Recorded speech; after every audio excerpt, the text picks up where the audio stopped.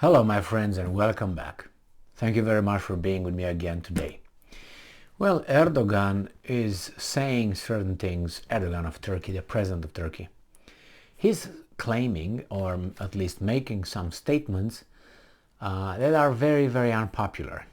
And I don't know for how long he will be allowed to, the keyword allowed, to make this kind of statements. He calls certain countries out and certain actions in a certain way that it's forbidden. It's taboo. You can't use those words. You can't point out that Russia is fighting this and that, and behind all this thing in Ukraine are some forces.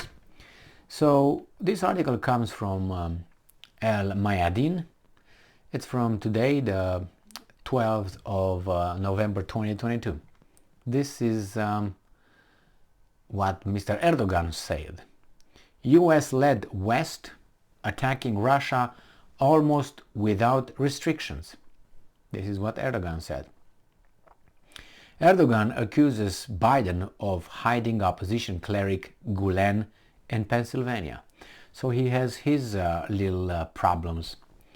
So Turkish President Erdogan said on Saturday that the West, with particular emphasis on the US, was, and I'm quoting, attacking Russia almost without restrictions.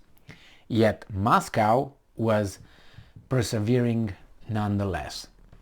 And I'm quoting, Russia is not an ordinary state. It is a powerful state. Of course, the West, led by the US, attacks Russia almost without restrictions. In the face of all this, Russia, of course, is resisting. We are also trying to figure out how we can open a corridor for peace from here. We believe that the best way to do this could be from dialogue to peace.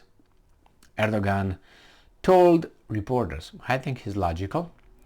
Turkey was previously warned by the US that its warming relations with Russia could result in sanctions against Turkish businesses and banks. So he's taking a chance here. Most recent updates between Russia and Turkey revealed that the two countries have been working to develop a gas hub project that would allow European countries to purchase Russian oil via a gas pipe called Turk Stream. In a related context, Erdogan slammed President Joe Biden for sheltering a longtime political rival, Fethullah Gulen, a Muslim cleric based in the US who was accused of orchestrating a failed coup against the AKP government of President Recep Tayyip Erdogan in 2016. And I'm quoting, who protects them? Supporters of Gulen. It is, first of all, Greece. They flee to Greece. They flee to Europe. They have always fled there. They live in Germany, France, the Netherlands, United Kingdom, the US, Erdogan said. And I'm quoting again, and the US is hiding this man, in parentheses, Gulen. Who is hiding him? It is Biden who hides him. They gave him a huge mansion in Pennsylvania where he lives, end quote, Erdogan told reporters. Despite several requests filed in the past, the US has refused to extradite the Gulen leader back to Turkey. The Gulen leader back to Turkey. In 2016, after uncovering a series of corruption scandals put by bureaucrats and personalities affiliated with the AKP, the Gulen movement was accused of stirring unrest and attempting to establish a parallel state structure, but the movement denied these allegations.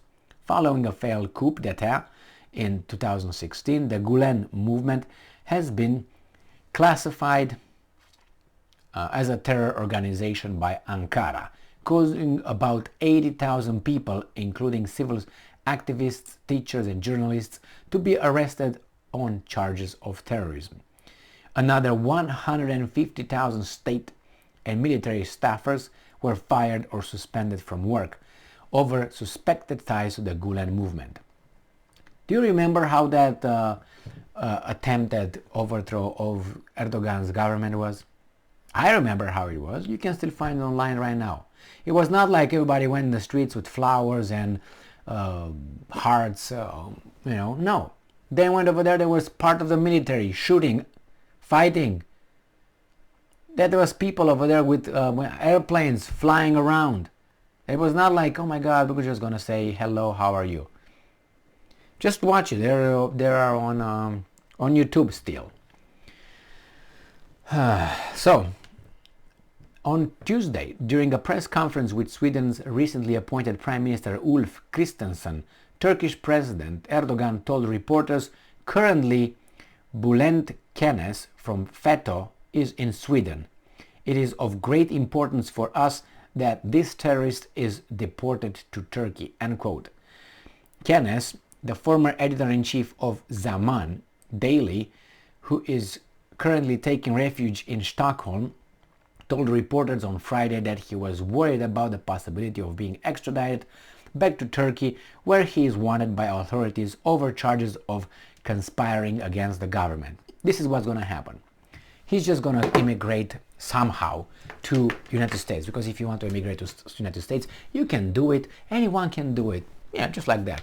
No, he is going to go over there, and then when he's going to go over there, the Swedish government says, see, we don't have this guy anymore, so please allow us to join NATO. That's how they're going to solve this problem. I think it will be the easiest way. Easiest way to get this guy, send it to the United States like the other one, and they will not do anything about it. They will not extradite anybody. That's it. They will keep these guys as token for this and that. And regarding Russia fighting the West, yeah, that's I think an accurate description of what's going on in Ukraine, on the territory of Ukraine, with the Ukrainian nation being decimated. Very good, I guess. Some people are celebrating. Obviously, we are not, because these guys are just used on the justification, the argument being that the Russians want to occupy Ukraine and eradicate the Ukrainian nation and culture, civilization, whatever. Okay, I mean, like this you can get whatever. I don't want to say too much on this one, but Erdogan again shows courage, and he makes certain statements. I think it's obvious that he works with whomever he gets an advantage. So if he's got an interest here, he works with this guy. If he's got an interest here, he works with this guy. And that's the way it should be. That's how his foreign policy. That's the way it should be. This is the foreign policy. Okay, nice to be here again with D. So, anyway, I don't know how long Erdogan is going to be in power, but I think he's going to be certain kind of movements will be attempted to get him, help him move that way and never come back. So, yeah, he's taking chances, but he's got the other club. He's in between two clubs. He's in a big club, kind of, and he can join the other club just like this. And I think that's why he's, in between right now, waiting. He can afford, and is very well positioned, the country, strategically, geopolitically. So unless you get rid of this guy, Turkey is going to do like this until forever. Thank you very much for being with me again today. Stay strong, stay smart, look for the truth, and be just.